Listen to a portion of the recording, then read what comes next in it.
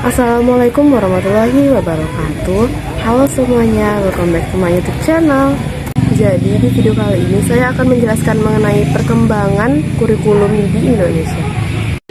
Kurikulum pra-kemerdekaan. Kurikulum telah diterapkan di Indonesia oleh pemerintah Hindia Belanda dan Jepang sebelum kemerdekaan Indonesia tercapai. Belanda menerapkan kurikulum pada sekolah-sekolah yang dikuasainya. Pembuatan kurikulum disesuaikan dengan kepentingan Belanda. Belanda membentuk kurikulum untuk tujuan memperlancar perdagangan dengan pribumi serta mempercepat penyebaran agama Kristen di Indonesia. Dalam lembaga pendidikan, penduduk pribumi diajari cara membaca dan menulis agar dapat bekerja di perdagangan yang dikuasai oleh Belanda. Setelah Belanda menyerah kepada Jepang, kurikulum di Indonesia diubah sesuai dengan kepentingan Jepang. Di Indonesia, Jepang mendirikan sekolah rakyat yang bernama Kokumin Gakko. Penduduk pribumi diharuskan mengikuti pembelajaran selama 6 tahun. Kurikulum 1947 atau yang disebut Rencana Pelajaran 1947. Pada masa kemerdekaan, muncul kurikulum yang namanya yaitu Kurikulum 1947. Istilah yang disebut dalam bahasa Belanda disebut Leerplan, artinya rencana pelajaran, dan istilah kurikulum dalam bahasa Inggris kurang familiar di kalangan masyarakat. Pelaksanaan kurikulum 1947 tidak menekankan pada aspek kognitif, namun hanya mengutamakan pendidikan karakter seperti membangun rasa nasionalisme. Selanjutnya yaitu Kurikulum 1952 atau disebut dengan Rencana Pelajaran Terurai 1952. Pada tahun 1952 dilakukan perbaikan pada kurikulum di Indonesia, yang kemudian dikenal dengan Kurikulum 1952. Kurikulum ini lebih memerinci setiap mata pelajaran yang kemudian diberi nama Rencana Pelajaran Terurai 1952 dan belum menggunakan istilah kurikulum. Bagaimana cara hidup yang baik sangat penting untuk dihubungkan dengan karakter yang menjadi pintu tujuan sebuah perbaikan kurikulum. Dan kehidupan nyata di masyarakat menjadi hal yang paling menonjol dan sekaligus menjadi ciri khas kurikulum 1952 ini. Selanjutnya, Kurikulum 1964 Rencana Pendidikan 1964. Kurikulum di Indonesia pada tahun 1964 mengalami penyempurnaan kembali. Konsep pembelajaran aktif, kreatif, dan produktif menjadi isu-isu yang dikembangkan pada Rencana Pendidikan tahun 1964. Konsep tersebut mewajibkan setiap sekolah membimbing anak agar mampu memikirkan sendiri pemecahan masalah atau problem solving terhadap berbagai masalah yang ada. Dengan demikian, dapat dipahami bahwa konsep kurikulum pada era ini lebih bersifat bagaimana peserta didik bersikap aktif, kreatif, dan produktif menemukan solusi terhadap berbagai masalah yang berkembang dan ada di masyarakat.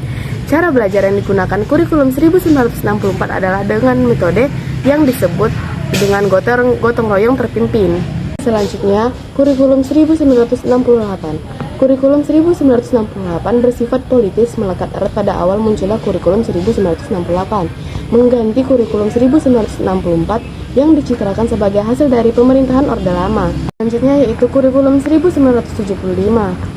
Pembangunan nasional melatar belakangi kelahiran kurikulum 1975 akibat dari banyaknya perubahan-perubahan yang terjadi terutama sejak tahun 1969. Banyak faktor-faktor yang mempengaruhi program maupun kebijakan pemerintah yang mengakibatkan pembaruan tersebut. Kurikulum 1975 merupakan kurikulum yang bersifat sentralistik atau dibuat oleh pemerintah pusat dan sekolah-sekolah hanya menjalankan.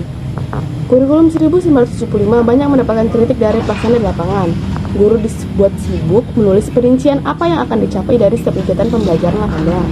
Selanjutnya yaitu Kurikulum 1984. Kurikulum 1984 merupakan penyempurnaan dari Kurikulum 1975 dan menggunakan pendekatan proses.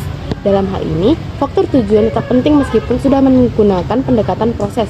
Kurikulum ini juga sering disebut Kurikulum 1975 yang disempurnakan. Subjek belajarnya adalah siswa. Model seperti ini yang dinamakan active learning karena siswa yang akan selalu aktif dalam pembelajaran dari mengamati sesuatu, mengelompokkan, mendiskusikan, hingga melaporkan.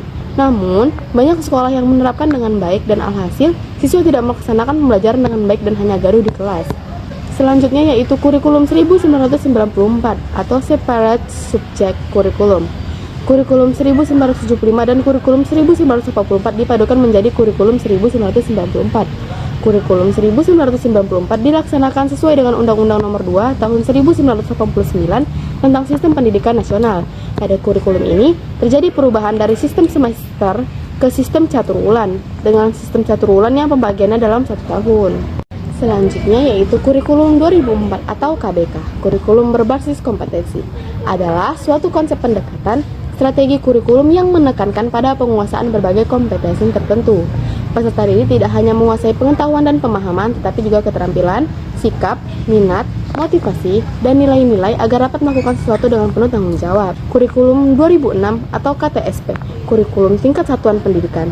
KTSP mempunyai karakteristik yang sama dengan KBK, yaitu guru bebas untuk melakukan perubahan, revisi, dan penambahan dari standar yang sudah dibuat pemerintah, mulai dari tujuan, visi misi, struktur, dan muatan kurikulum, beban belajar, kalender pendidikan, sampai pengembangan silabus. Yang menjadi prinsip pengembangan adalah KBS yang dirancang untuk memberdayakan daerah dan sekolah dalam merencanakan, melaksanakan dan mengelola, serta menilai proses dan hasil pembelajaran sesuai dengan daerahnya masing-masing. KTSP lahir dari semangat dari daerah-daerah bahwasannya pendidikan tidak hanya menjadi tanggung jawab pemerintah pusat saja, melainkan juga menjadi tanggung jawab pemerintah daerah. Oleh sebab itu, dilihat dari pola atau model kurikulum pengembangannya, KTSP merupakan salah satu model kurikulum bersifat desentralisasi. Selanjutnya, kurikulum 2013. Berkaitan dengan pengembangan kurikulum 2013 lebih menekankan pada pendidikan karakter dengan harapan melahirkan insan yang produktif, kreatif, inovatif, dan berkarakter.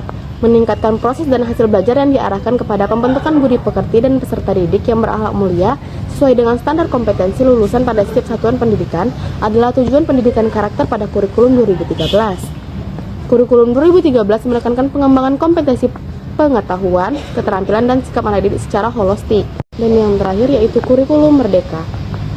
Kurikulum merdeka adalah metode pembelajaran yang mengacu pada pendekatan bakat dan minat.